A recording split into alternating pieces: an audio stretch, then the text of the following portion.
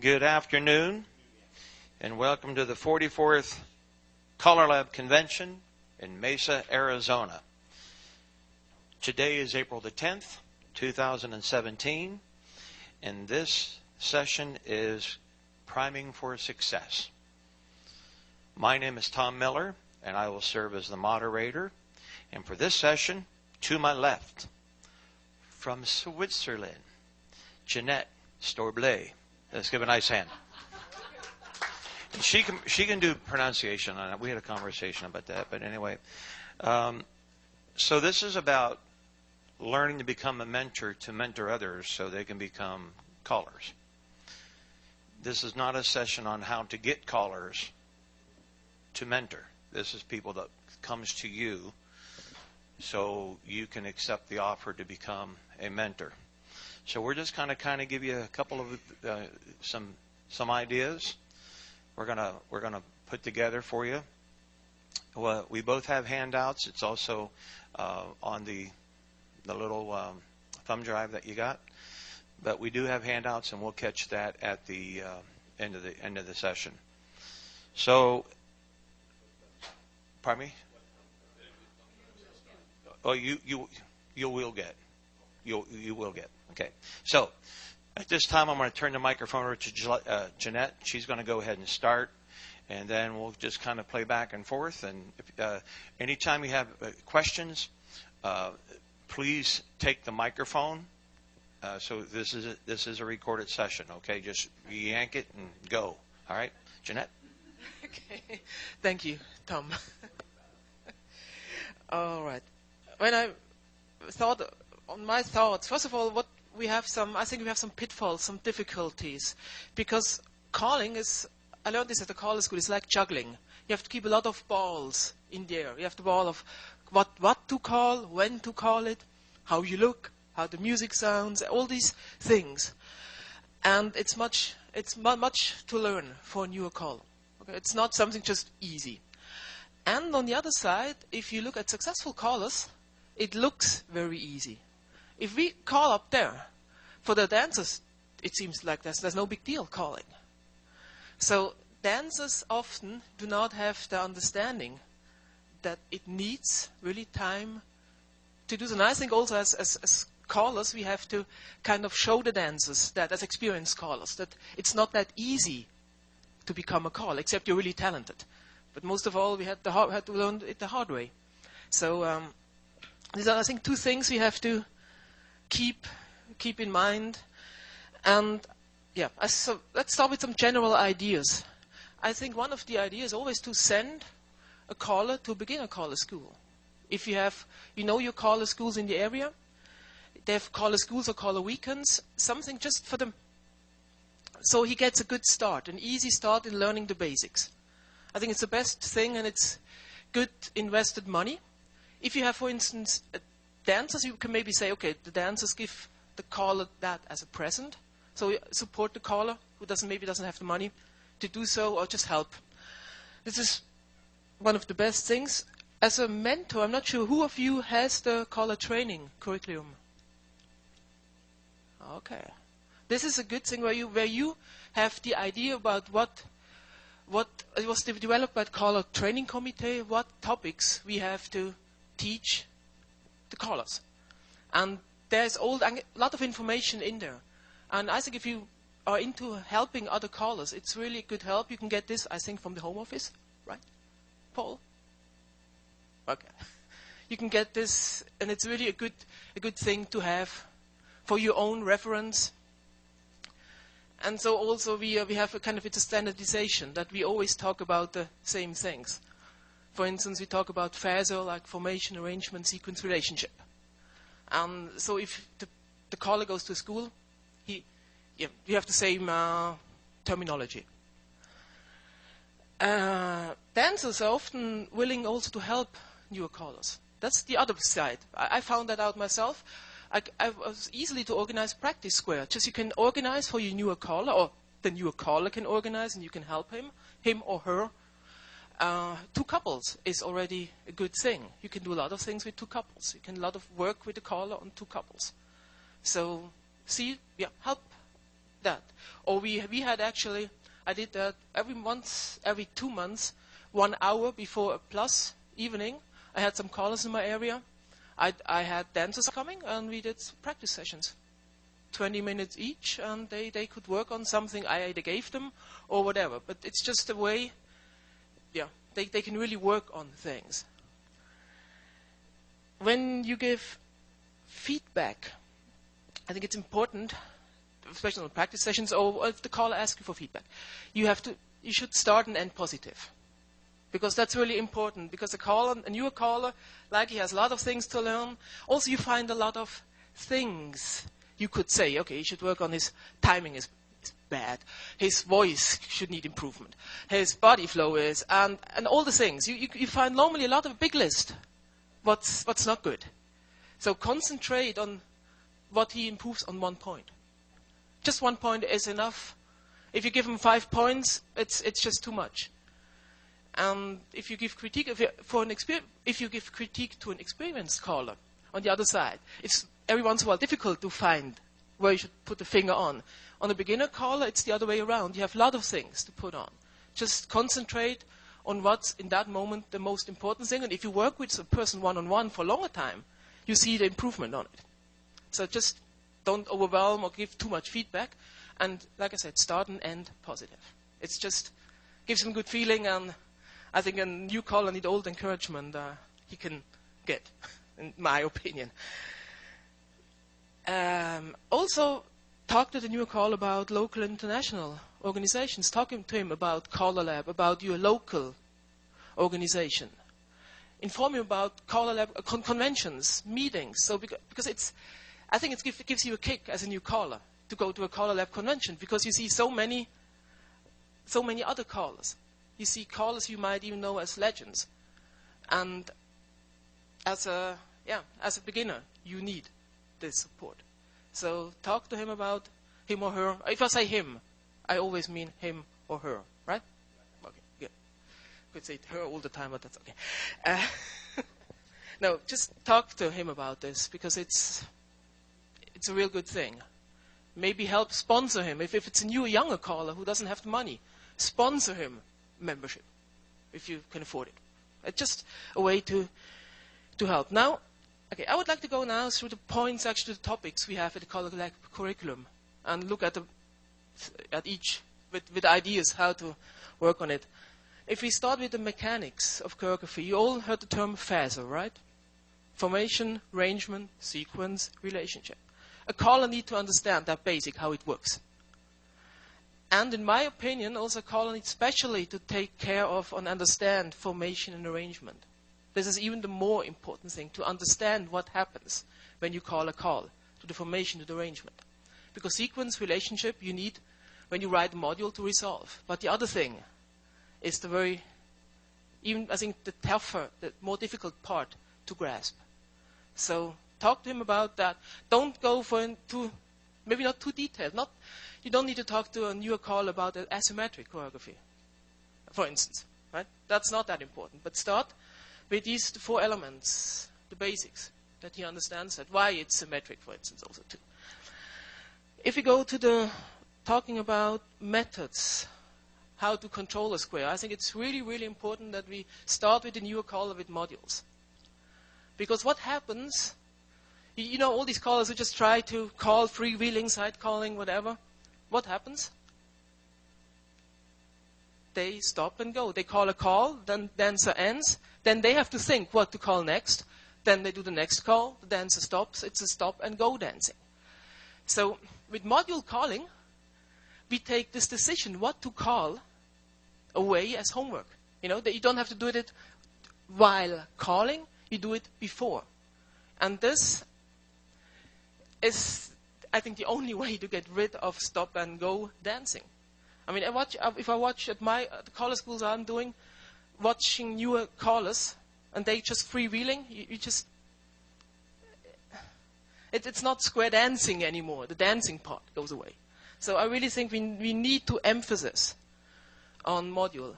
The trouble might be, because at least when I started calling, it's also 30 years ago now, I started actually, we just had chicken plucker, and then we come to side calling. That was the way we learned it at that time. Modules were just something, go in, okay, chicken plucker you should know for, just to train your timing, but then you go ahead. And we now, at my home place, we have even 2-3 callers who really are mainly module callers. For me, it's personally difficult because I went on the side calling track. I'm not calling that long, that I kind of grew up with modules. I grew up with side calling. But for newer callers, start with modules. If you then want to progress, because they have maybe to learn a little more than only modules, you might want to go to the one-couple side calling. You all understand one-couple side calling? No? Okay, good. Okay, no problem. In a one-couple side calling, you isolate the square. You say, like, you call me in a known phaser, in a 0 box or corner box, head square through. And then you isolate both sides. And the caller is only allowed, if this is the other part, for the 4 dancers together. You can actually do 2 couple squares with that too. And you have to bring the dancers back to the same footprints. So he moves the dancers, but the rule is not to cross the middle. And if you look at the mainstream program list, there are not many calls who cross the middle. A-chain through is one of them. Circulates are one of them, if you don't do split. But most calls you can call in that 2-couple environment. And then you actually, if you bring the dancers, for instance, you know chicken plucker? You call the head square through. You're on station, we call it station 1. And then you bring the sides back to the same footprints. And then you call your module, right and left through, pass through, trade by, to bring them across the street. And then you can do again, one couple side, bring them back to the same footprints. And call them back. And so you can, this is, I think, the easiest way to learn. And we actually, when we do it at my home area, we actually limit the calls. The calls you need to bring them back. There are not many calls. You need to normalize first. This might be the tough part.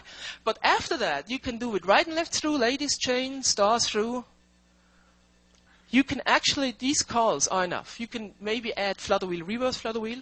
And then it's the flow problem. But with these 5 calls, you can bring them back to footprints. And I think this is the next way to go. And this so-called full couple side, this 4-couple side, is something which goes later on. Except you're very, really young, very talented caller who just can do it right away. But beginning start, like we all are in here, right?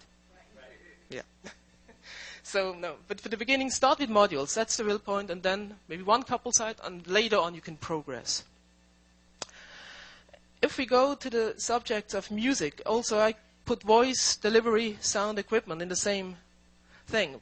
For instance, for sound equipment, help the caller to learn to understand his equipment, or the equipment you're using, so he can learn how it works. How to hold the microphone. Not that way, that way. I try to be a good example, I'm not really sure. But that's one of the things on the side of the sound equipment. In paddle calling, I found out most people talk paddle. In the beginning, sure, because you have a lot of other things to concentrate on. But the way I teach at home, I try to let them talk in rhythm first. So it's a pass through, right and left through, touch a quarter, swing through. And if you teach that, it sounds already much, much more like calling than you just say square through, right and left through. And it's a step before later on you may want to talk into chanting, into using harmony notes. But I think the first thing, if you really go on and start talking in rhythm, they normally grasp it easy. And I think it makes a big difference.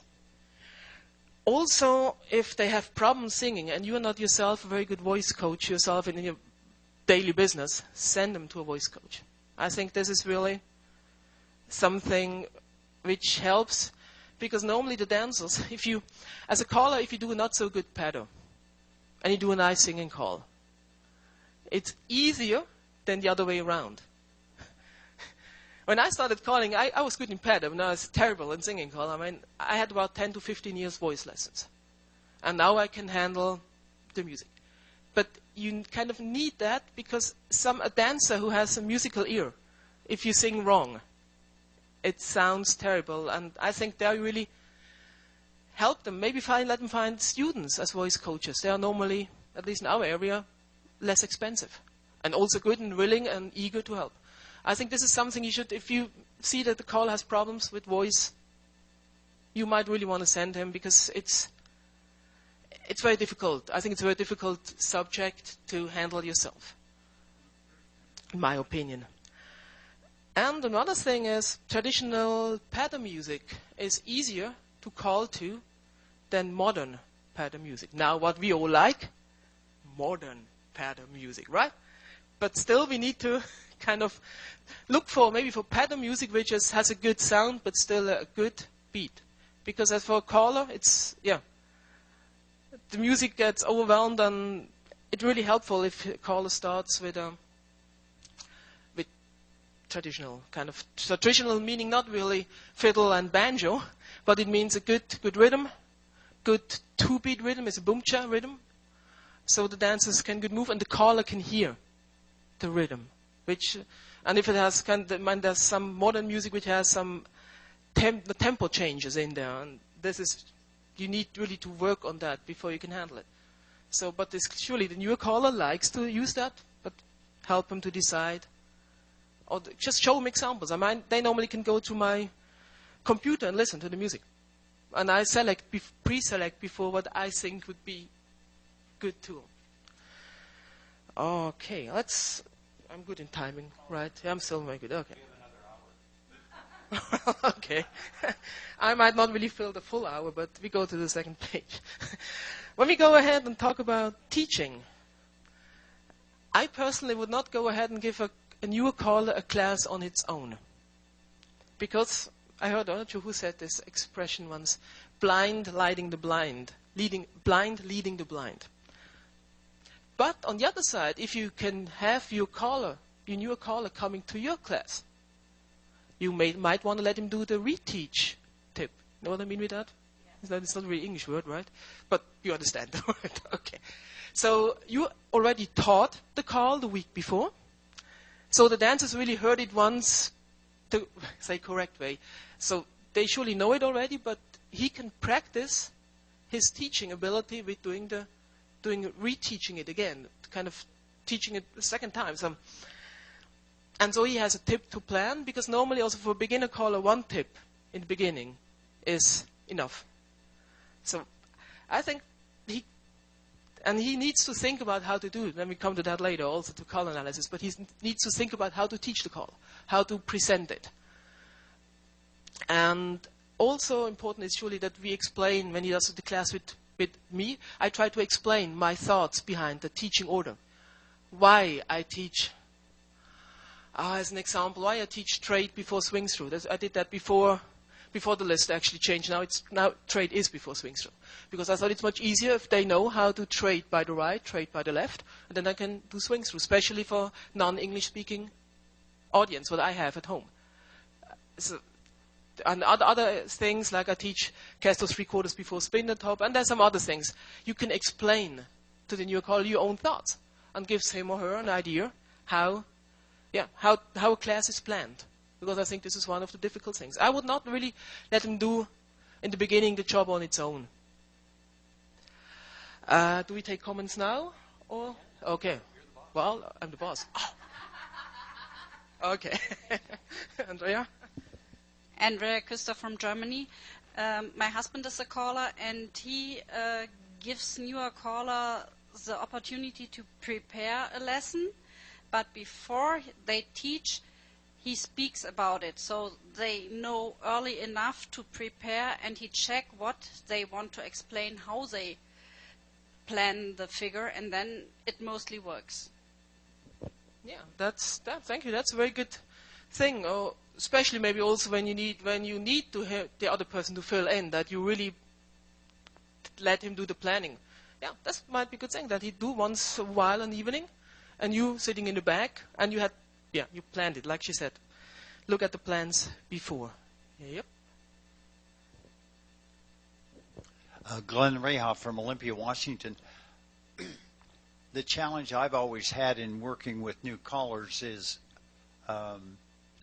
helping them understand from the very beginning that it's not just doing a singing call. I have some very strong opinions about if you're going to be a square dance caller, you got to be a teacher, and then realizing of those people that come to you, how many of them are actually capable of teaching. Because that's a whole separate skill set, I believe, for an individual than just getting up to get on the stage and do a singing call. Different completely. And we oftentimes don't teach new callers how to teach. And I think that's something that we really need to focus on. Teach them how to teach. How do people learn?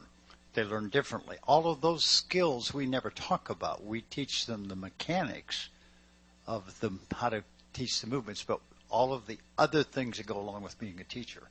And I think that's some of the things that CALLERLAB really needs to focus on, because up till now I've not really seen anything talking about the way people learn.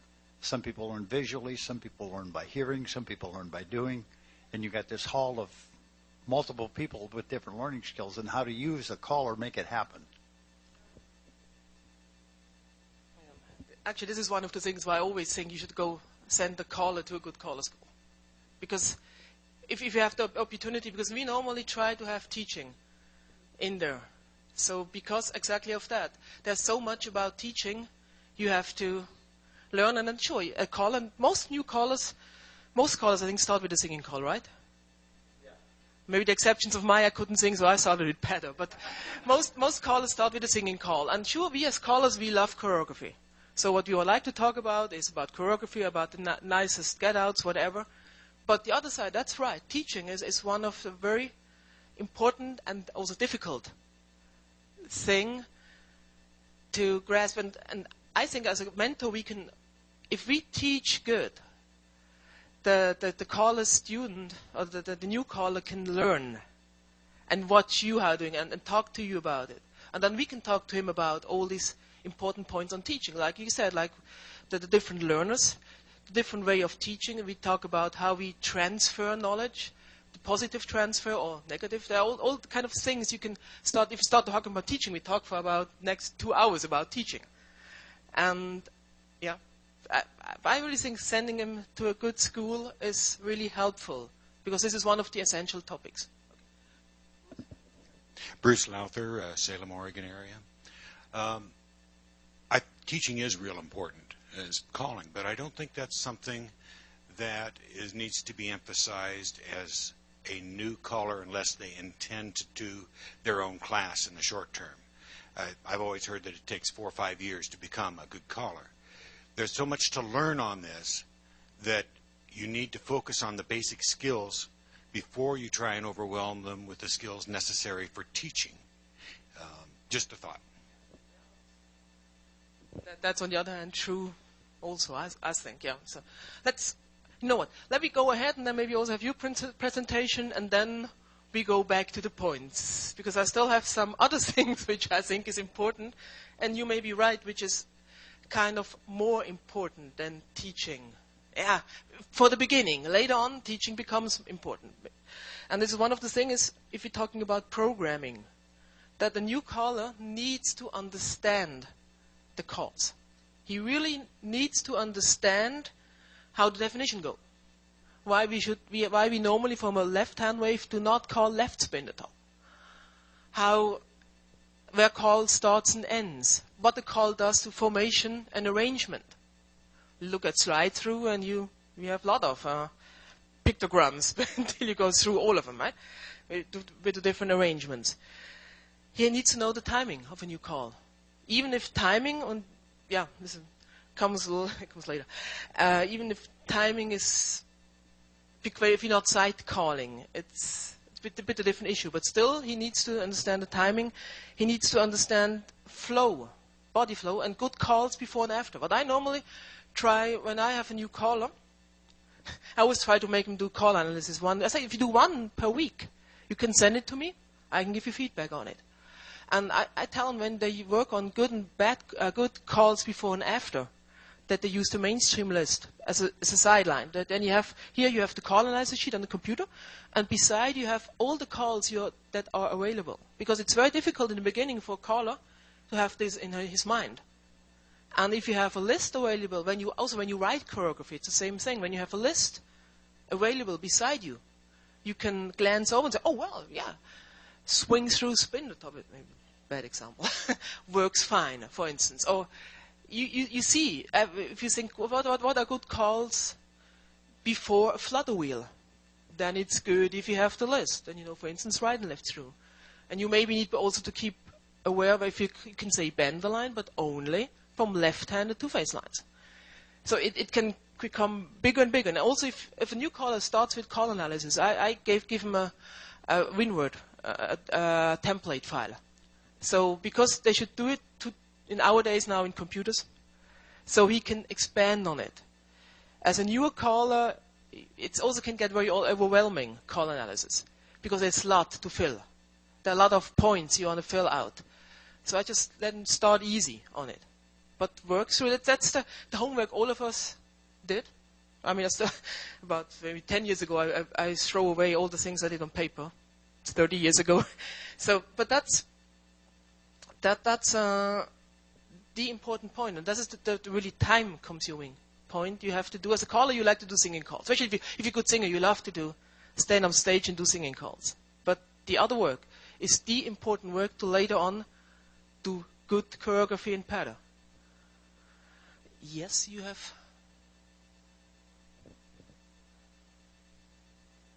Does Mike Callahan from New York. Does everybody understand what she means by call analysis? Okay, that's what the main thing. And if you, I wrote my own template. If you have email me, you can get a template which is even has some more points on it. I think that's okay to say. Maybe for the purposes of the people on the tape, there is a call analysis sheet available from CALLERLAB for writing all this information down about a call. And right there, even if you do it put it into a WinWord template, it's better because then you have it electronically and you can add on it. Because maybe later on you're calling a different program and you want to know how these extensions work, whatever. Yeah. Definitions you also need there as a help. This is a helpful tool. You read the definition, especially now there are a lot of information in the definitions. It's good or bad. For callers in our areas which do not speak English as a main language, it's also helpful. It's helpful that you have ways how to say a call, the command examples, for instance. But on the other side, it's a lot to read, but that's our tool. So we need to see that the caller knows where to get the new definitions, like from CALLERLAB homepage. What also is, a caller often starts with programming a single tip. So it's not that programming an evening. It's maybe also like teaching comes later in the progress, not in the beginning. Beginning is really programming a single tip, programming pattern, call, and a singing call to it. If you're talking about smooth dancing and body flow, I think it's important that the caller understands the basics first. I mean, you can go a lot of like sequential overflow. You can talk about using body flow, but he needs really to understand the basic. The hand must be available and all these things first. And because he needs it for when he writes modules, especially. Because in sight calling, a caller normally when it starts, it's too much to think about. And also in sight calling, I think we have small flow modules. We either use it on purpose, or we use it in the back of our mind. And if we use it in the back of our mind, that's the problem normally with calling over the same. So we should use it on purpose. And the newer caller needs this information about flow.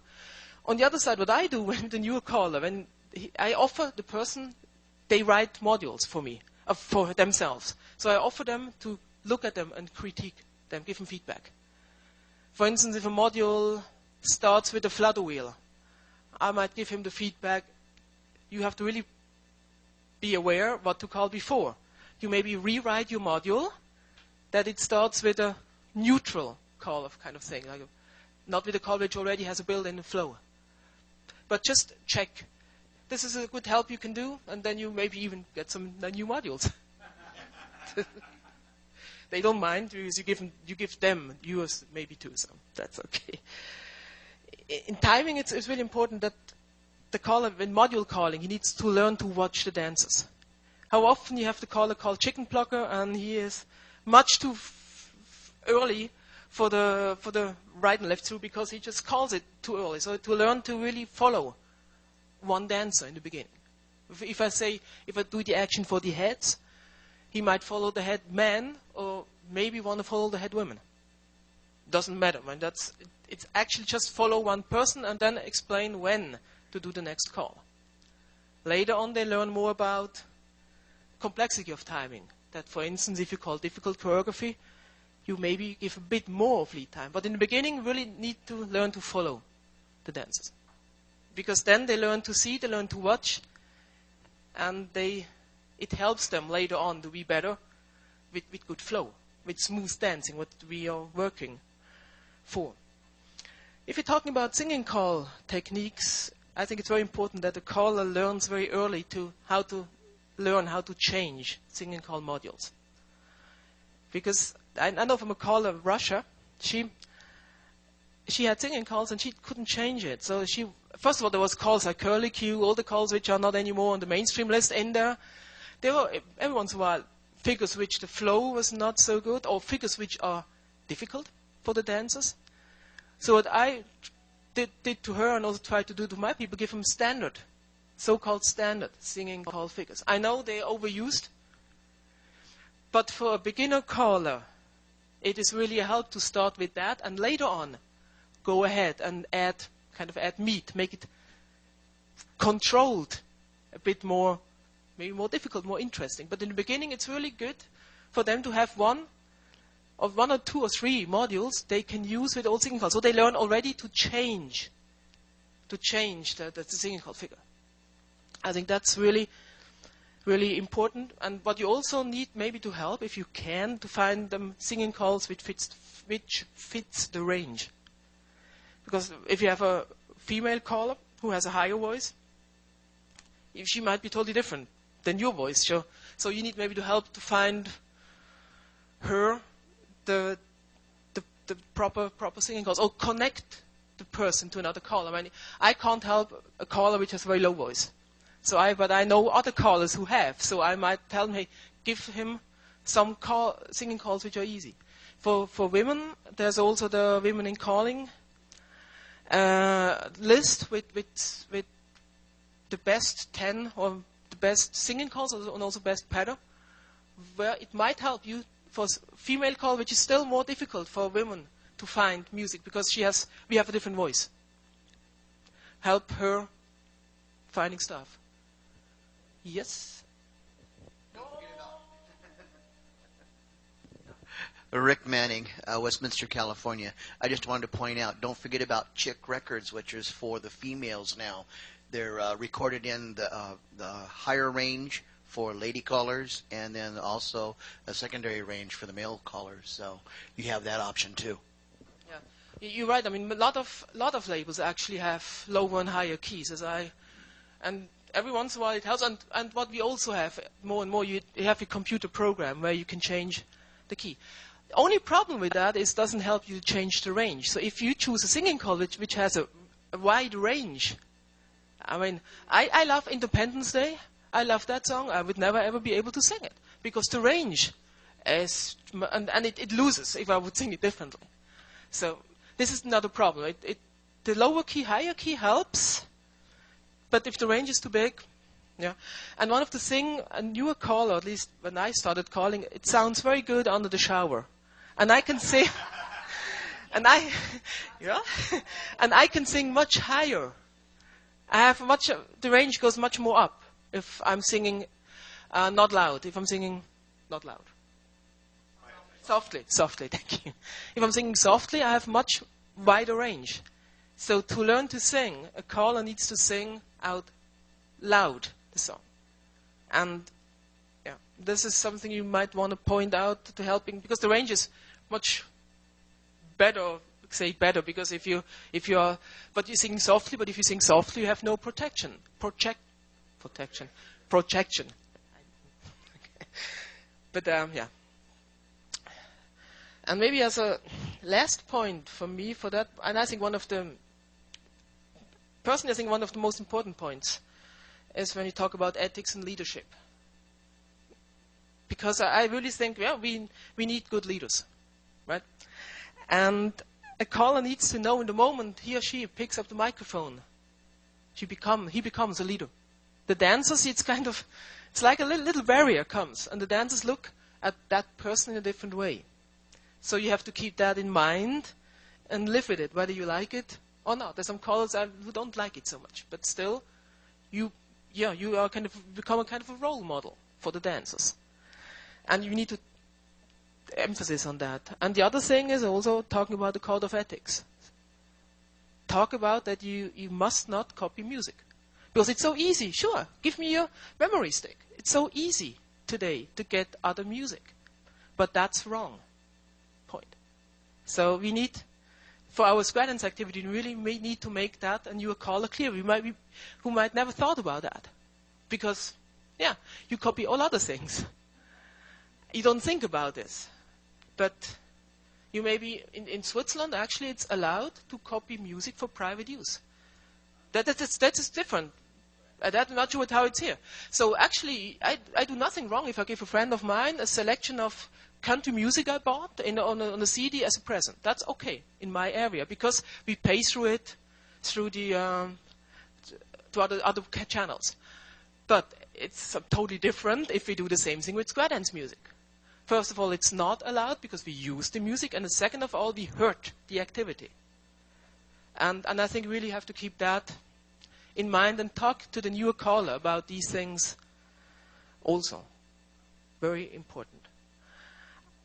I think that, not sure whether you want to add now or you want to do your part first. Go ahead. Okay, go ahead. Bruce Lowther again. I think another topic on the microphone is etiquette. I've seen a lot of callers say things over the microphone that they should not. So I think there's an etiquette to using a microphone. The moment you are a caller, you become a leader. Whatever you say, not even on the microphone, off the microphone. If a dancer talks to me, asks me about another caller, what you say, even if you don't like that person, you have to be very, very diplomatic. And I think, and the same thing is truly over the microphone even more. What do you say? Okay, I give it back to Tom. Thank you. Very good. Nice hand for Jeannette. Give her a nice hand. Very nice, Jeannette. Thank you. So, sitting here listening, we're talking about things that we should do for the newer caller, which is really important. But we need to worry about ourselves as a mentor. How many right now in this room is mentoring another caller, a new caller? How many wants to mentor a new caller? Jeannette covered a lot of things, what we should do for the newer caller. But as somebody that wants to mentor somebody, you have some guidelines that you have to follow too. And I'm just going to go through a couple of the bullets. Some of the things that Jeannette talked about has already been talked about that I had put on my paper. As a mentor, we talked about the caller training guidelines. There's a caller training guidelines, and we can't stress that enough. You have to get that book. You don't have to go buy the CALLERLAB curriculum book that accredited caller coaches use. But this book was designed for people who wants to mentor newer callers. So I would make sure that you would get one of those because it has a lot of the stuff that we're talking about in it. Number 2, we have a new caller starter book.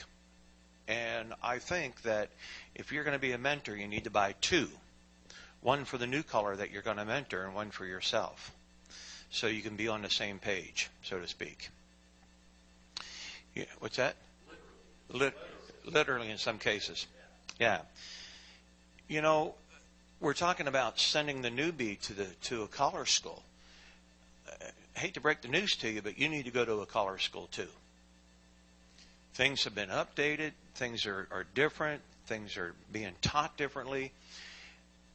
And I think that if you attend a collar school, now here's the thing, if you attend a collar school, you could go and ask the teachers or the coaches that's putting on that school, tell them what you have in mind, and sit there and just sit back and watch on how the collared coaches are teaching these callers, these students in their class.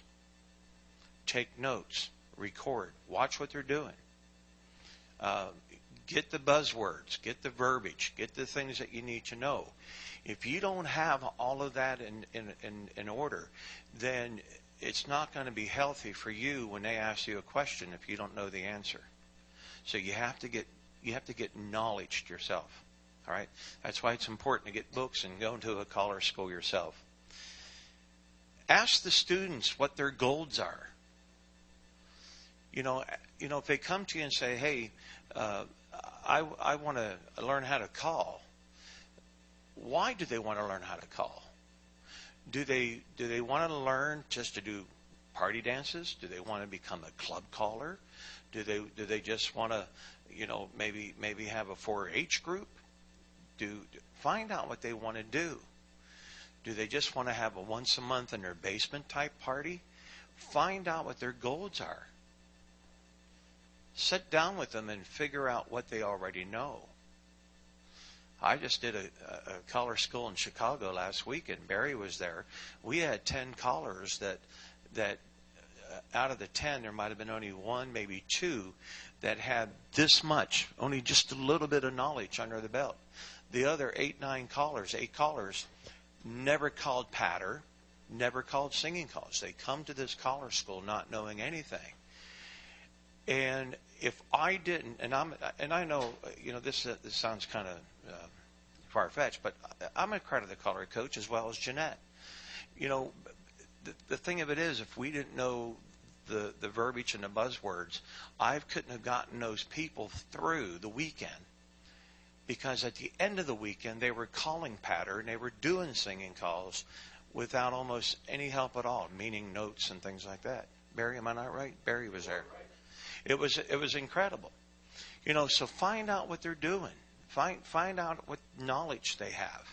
That was the first thing I did when I went to this school. I found out their name and how long they've been calling and what do they want to do with their calling. And it was quite interesting. I just want to call. I want to help out the club next door type thing. So find out what the goals are. Find out what's, get inside the brain and figure out what they're doing. Jeannette touched a little bit about a sound equipment, microphone, and music devices. One of the things that I sit back and watch and I see all the time, I see the newer callers not understanding the equipment that they're using, because guess what? Nobody showed them. And as you move along in your mentoring and learn how to mentor and so forth, you will find that you have to teach what everything does on a turntable or an MA220. Explain to them how the speakers work. Teach them the mic technique. Show them the different styles of what you can do with microphones and so forth. But you have to be knowledgeable in that as well. And don't guess it. Don't guess the work that you're trying to do. Know the work that you're going to do.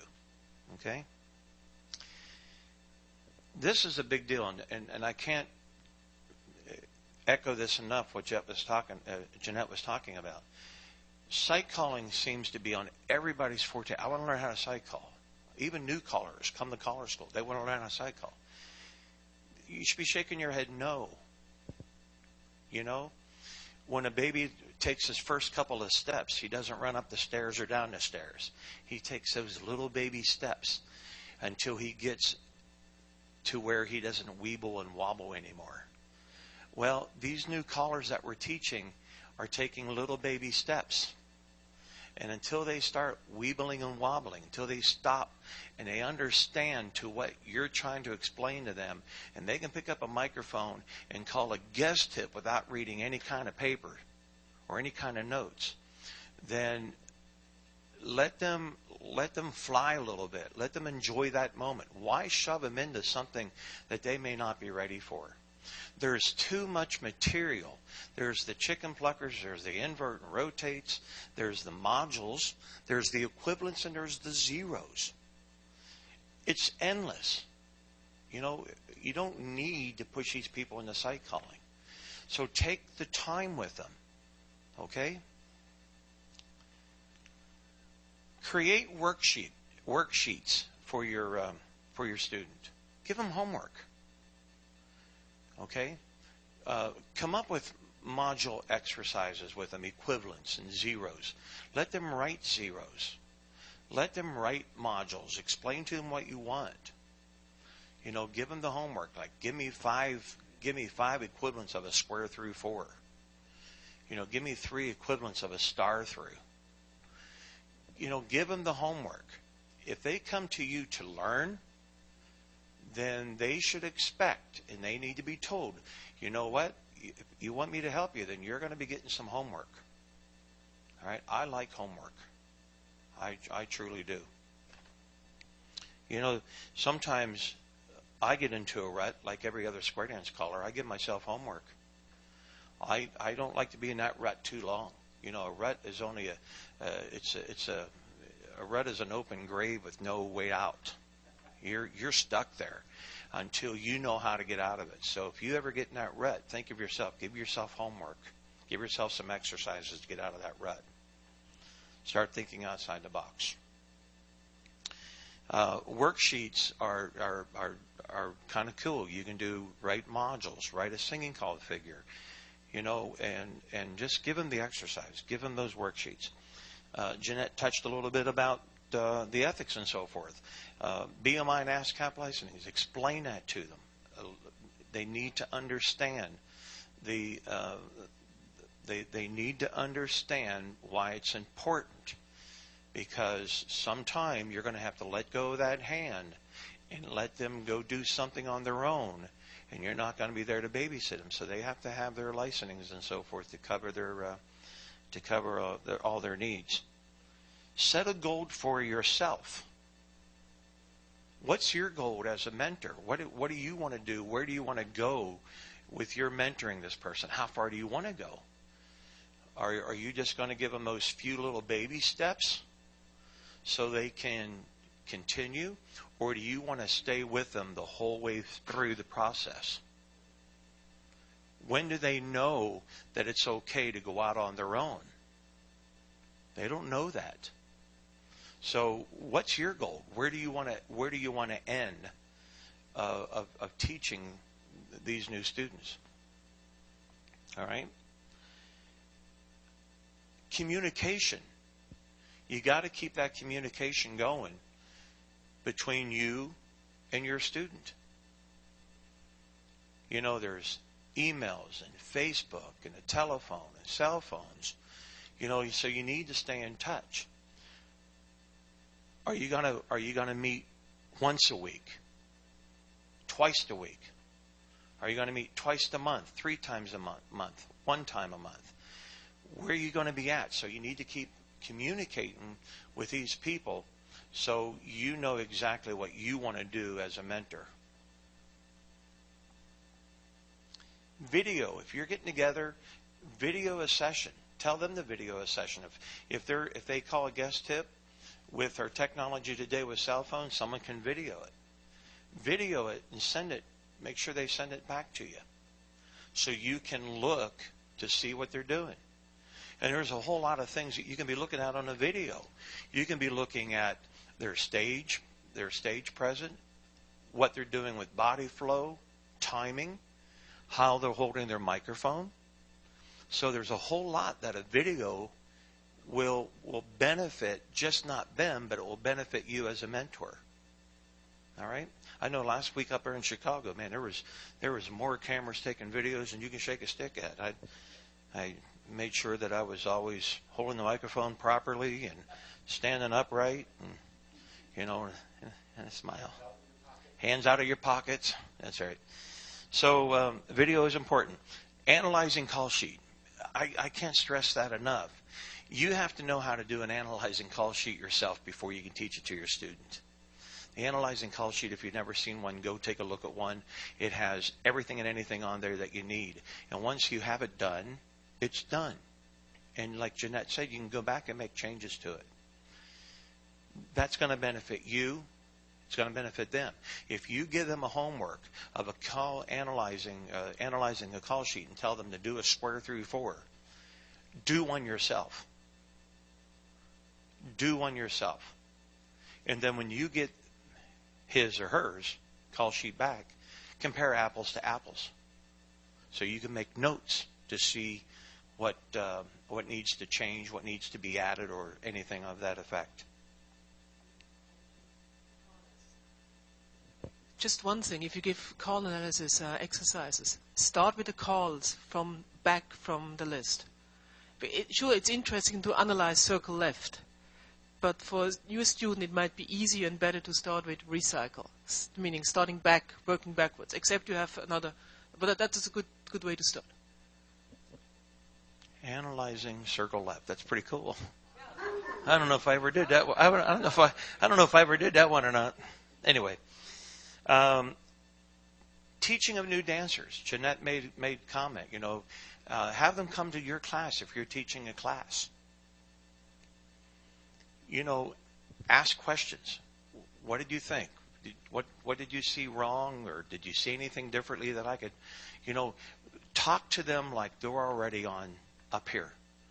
Don't belittle them down here.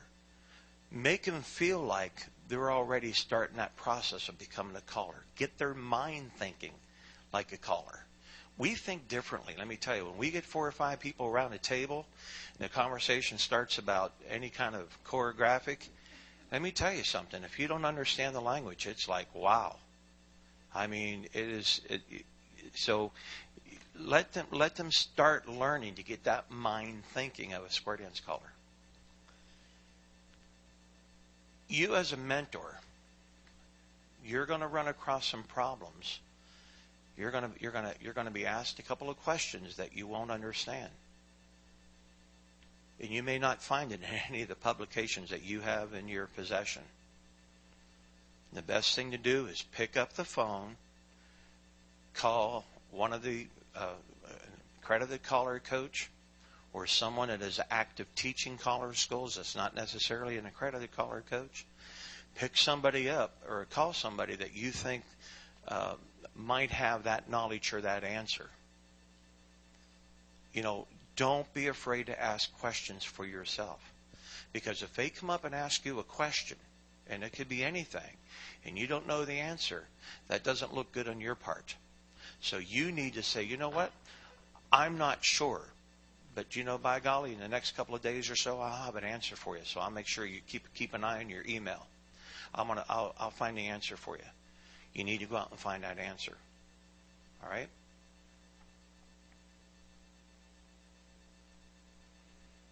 Calling is an art form, without a doubt. The mentor should teach the caller. We talked about just calling in rhythm, and teach them that chant. We hear callers with some really cool chants, and there's a word for every beat. But then you have some really, really good callers that don't do the chant. They'll just say head square through, swing through. They're not doing a chant, but they're very successful as callers. But, make them sound like a square dance caller. And let me tell you something. Teaching the chant of a square dance caller is not an easy task to do. It's like, we're gonna bow to the partner, corner to circle to the left, go around, you do, let's go. You do an alley man, alley man, a left, go right and a left, grand. That's a chant. Okay? So I would suggest that you tell your student to go out and look for an old Sets in Order LP. And set on that and listen to the caller who is calling on that LP. And listen to their chant. You go back and listen to some of those LPs. How many has the Sets in Order LPs? Then you know exactly what I'm talking about. I know, Bill, you probably have them, don't you? Yeah. Yeah. So, for sale. Yeah. So anyway, I know. I'm, if you've been calling for a long time, we all have some. Yourself, go back and listen to those old style LPs. There's some pretty good chanting going on, let me tell you. Bill? Yeah, Bill Boyd from the Orlando, Florida area. One of the first caller schools I ever attended, the caller instructor was Ken Ritucci, and he said, sit in your car and put a tape in. Excuse me, I know nobody has tapes anymore, but put a tape in and practice your chants. It doesn't make any difference whether the calls even make sense. But just go there and say, Alaman left with your left hand to the partner, right and right, left, and just practice and practice until you get used to just continuing to say the words over and over in a chant. And then when you start calling, all of a sudden it starts to fall into a pattern, and you just pick it up from there. Gary Felton, Maryland. When I started, I couldn't find a beat or a note with both hands. Thank you, Bill. I found a record on top called Dorset. It's just a little bit more than a bass beat. And I counted 1, 2, 3, 4 to the beat. Then I started counting to the music. And that's how I started to learn to chant, was just finding the beat and the notes just by counting, because it was too hard for me to think of Alaman left and a right, a left grand. You know, the thing of it is, as a mentor, when you start mentoring your student, you got to have fun with it. Let that person have fun with it too. Remember what I said earlier. Always keep them above you. All right? Always give them that time. I don't care if it's 5 minutes, 10 minutes, give them that time. If they call you up and say, hey, I have a couple questions, can we meet for dinner? If you can't do it that day, later down the week, meet them for dinner. It's important. If you take that challenge to become a mentor to somebody who wants to learn how to call, that's going to be your responsibility. I know I can speak for Jeannette and I. When we do a caller school and we step into that arena as a teacher, as a caller coach, we have an obligation. And that obligation is to do the best that we can to make those people successful. Well, that's your job as a mentor. If you take that challenge, because sometimes it can be a challenge, there's going to be frustration, not just on your side as a mentor. It's going to be frustration on their side too. And it's important to get these people to the point of understanding.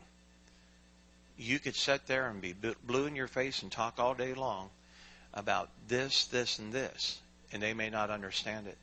So you're going to have to come up with another way of teaching that particular topic. Okay? Question? Glenn Reha, Olympia, Washington.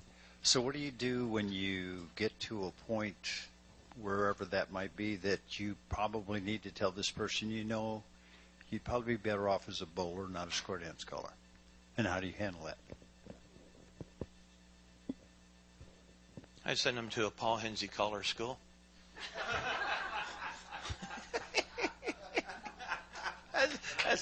That's pretty funny. I'll let him deal with it. No. That's a good question, because I can speak now for Paul Hensey and Jeannette and myself that we've come across that. And let me tell you something. It's a real fine line that you're stepping on. But you might have to pull them to the side and say, "Hey, listen. I pulled all of my tricks out of my hat. I tried to make it successful. I'm just not sure what I'm doing wrong. You see what I'm doing here? I'm not putting the blame on them. I'm putting the blame back on me. I'm not sure what I'm doing wrong. So if I can't make you more successful than you already are, then I'm not sure what you're going to be doing with your calling. I put the blame on my shoulders. Paul, you want to?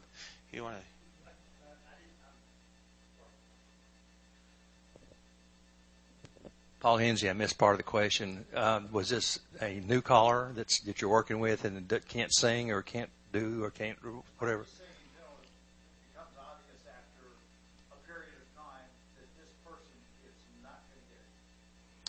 One or two things that we've noticed over the years is that some of them can't hear.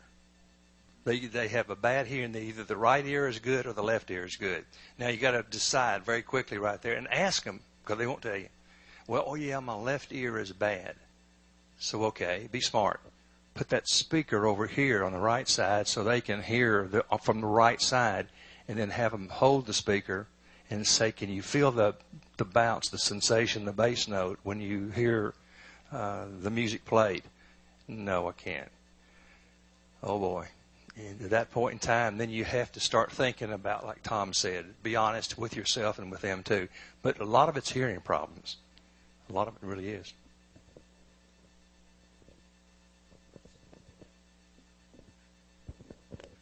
I think one of the questions is also how determined the person is who want to learn it. I mean, as I started calling, I couldn't sing. I mean, I sounded terrible. And I remember that it was my mentor that actually who helped me at that time. Dancers approached him to tell me to stop calling. I was determined. I was 20 years old. I wanted to do it. I learned. I went to voice coach for about 15 years, and I learned it. I really don't like the idea that this happens, that really somebody has to stop. I think he or she might have to put much more work in. If the person really want to become a caller, and maybe find its place in its activity. He might not be a challenge caller if he's not so good in choreography, but he might be good with beginners. Or the other way around. If he's not good singer, I mean, I still know one caller. Don't mention the name of that caller, but he can't sing. But he is a very good caller, and he has his people who love to dance to him. And no, you won't know him. You won't know him. You won't know him. You won't know him. But that's another thing. I think each caller might find his or her place to be in the activity if he really wants it. If somebody is lazy and don't want to work, that's a different story. If he doesn't do the homework, if he doesn't think about call analysis, if he doesn't work that, then you don't wonder that there's stop and go in his choreography. So that's just the other side. So when do you get to that point where you sugarcoat things, or you be downright honest? That might sound kind of harsh, and it's when I'm teaching guys, and when I have somebody at a caller school come up to me, and I don't get it all the time, but somebody will come up to me. I'm sitting at lunch or breakfast, and they'll sit there and say, "So, what do you think? You think I'm going to become a caller?" And my answer back to them is, I says, we're only in our first or second day of our caller school. So it's really too early to tell. You're a new caller, so you come back in about 5-6 years. If you're still continuing your calling, then ask me that question then, and I might be able to answer that question. Right now, it's just hard to say because I'm trying to figure out where you're going, what path you're trying to walk, and so forth. That's a little bit of sugarcoating, but you can't say to if someone's not doing their homework, or someone's coming to a school and they're not doing what you want them to do, and they ask you that question, you can't say, "Man, you're going to become another Tom Miller. Boy, you're going to be just perfect. You're going to be excellent." And they're not comprehending. They're not doing what you're asking them to do. And I keep referring back to last week in Chicago, when I asked these people to come up and just do chicken plucker and the invert and rotate modules, there wasn't even a question. They did it. And it was almost 100% perfect. We don't see that at our schools. We don't get 100% perfect, do they? Because there's always that problem child There are always that problem child that come out and says, well, I don't really want to do that. I want to do this. No, if I wanted you to do this, and I will tell them this, if I wanted you to do this, I would have told you to do it this way. I want you to do it this way. So I know that you're understanding to what I'm thinking. See? So as a mentor, there's going to be times that you have to be a little stern, but at the same time, you have to present yourself. That's a very pleasant feeling for these people that are learning how to call. All right. You have a question or a comment? It's Bruce Lowther again. When I have a particular person in our area who is wanting to learn to call, wants to do it very badly, but I don't think she has the tools. But really, when it comes right down to it, I'm not really the one to say that you're not going to be a caller. But what I can say is, I'm not really the mentor for you. You may need to find a better mentor who can connect better. Absolutely. There's nothing wrong with that. You know, if you don't think that you have something that you can offer, not saying that you don't, but you know she might have issues or problems, then what a better way to pass it on to somebody else. And they may connect. You know, what Jeannette teaches or Paul teaches at their school and what I teach, you know, we may think differently, but at the end of the day, it's the same thing. But we're getting away across. Glenn, you were talking about we need to teach the teaching methods and how people learn. For many years here at convention, we had sessions on styles of how dancers learn. We repeated that session for year after year, for many, many years. And you know what? It might be a good idea to bring it back into place. So on your critique sheet, there's a place on there that you can add to that you would like to see this particular session. And they read every critique sheet, so put it on there. I think it's a great idea. It's something that we haven't visited for a long time. That same thought applies to callers, because people learning to call have different learning styles, and we need to approach it the same way.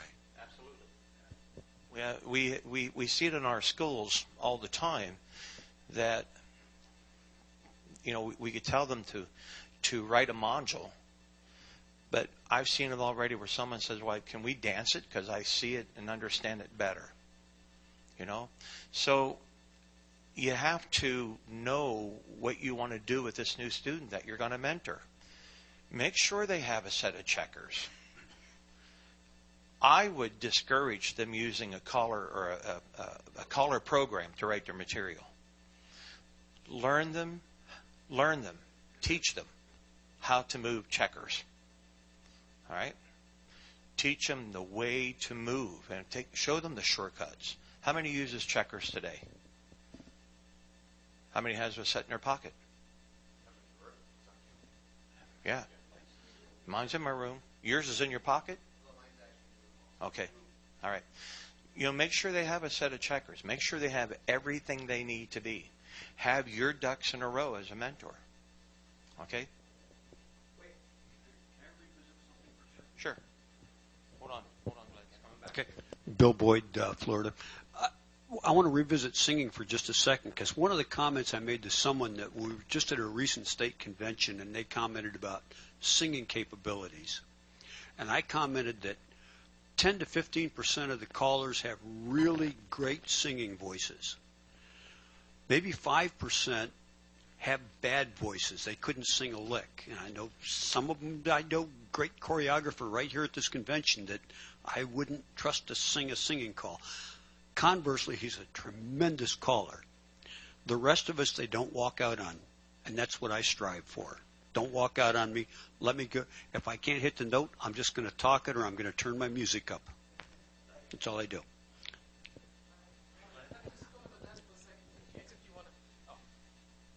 Because I think, because I'm one of the, not 5%, but on the ones which are really not a singer, you have to learn to teach the other caller to work with the music.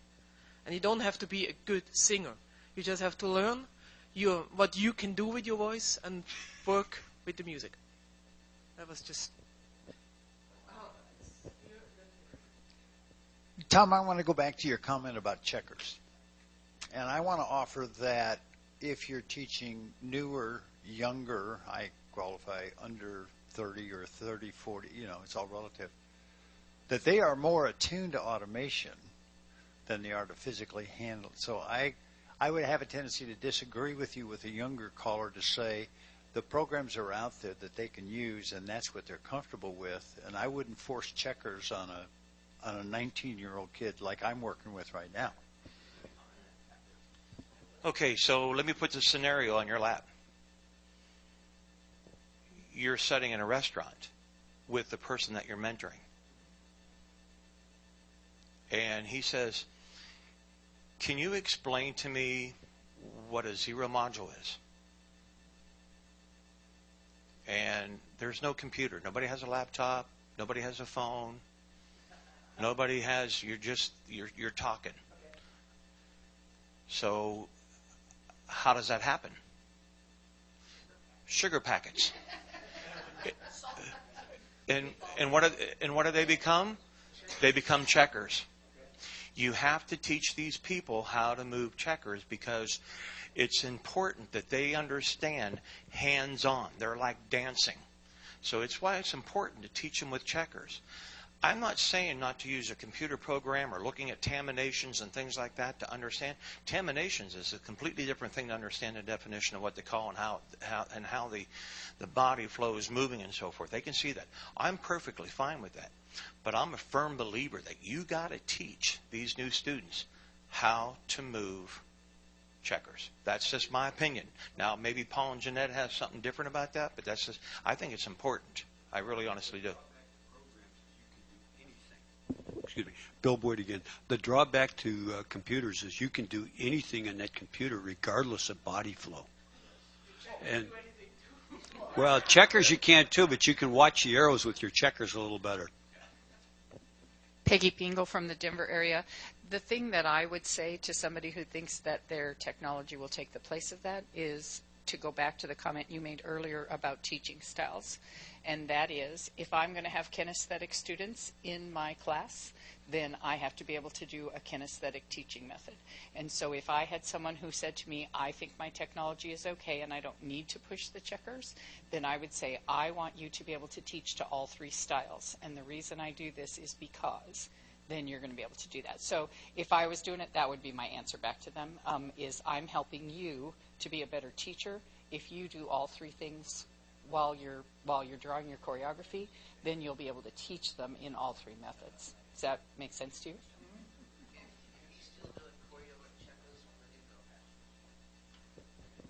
All right, I just want to draw an analogy. We've all seen kids go through school and they're used to using a calculator for doing numbers. And they don't understand the relationship of the numbers. And they depend on the answer on that calculating machine, and they can't do it in their head to see if that machine is right. So I think doing it by checkers gives them the understanding. I don't think you can say they have to do it all by checkers, but they should do some by checkers so they understand how things move. It gives them the body flow. It gives them a lot of detailed information that the electronics won't give them. Especially if you have a newer caller which has problem with modules. Learning how to get the module in your own mind. This is with doing with checkers, with dancing the module yourself, or doing the module yourself, because you have then more than one way of connecting it through your own thing. Just as I can do some walking. All right, Rick Manning, Westminster, California. I want to go back to a point that you made about the mentors or us callers going back to a school to pick up some of these techniques. 3 years ago, I had the opportunity of going to a school that Tom was putting on with Ken Ratucci, the Northeastern School. And Ken invited me up there as an AI because I'm working with 2 callers right now, or wannabe callers. And Ken came out to one of our workshops. And I was just happened to be the conductor of that day. He saw potential. He invited me to his school, and my God, the amount of material as an AI, assistant instructor, that I got from that school that I brought back to help me with them. It's tremendous. So Tom was there, Betsy Galita was there, and it was immensely helpful for me. Yeah, just really second it. If you have a chance to sit in a caller school anywhere, or even help in a caller school, do that. That's really one of the best things to get the knowledge. And Well, I hope that Jeannette and I, we kind of pointed you in a direction that you needed to be pointed to become mentors. If you're not a mentor and you're really thinking about it, or you know somebody, don't wait for them to approach you. If you're ready to be a mentor, go and approach them. We got some handouts here. We're going to be passing them out here in a few minutes. On behalf of Jeannette and myself, thank you very much for taking the time to come here to this session. Priming for success, guys. So get that old priming going on and become successful as a mentor to a newer caller. And we keep saying young. They don't have to be young. They could be my age. So. Yeah, relative young. But anyway, have fun with it, guys. Have fun. Jeannette, thank you very much. My pleasure working with you. Thank you, guys. Thank you for all your comments and questions.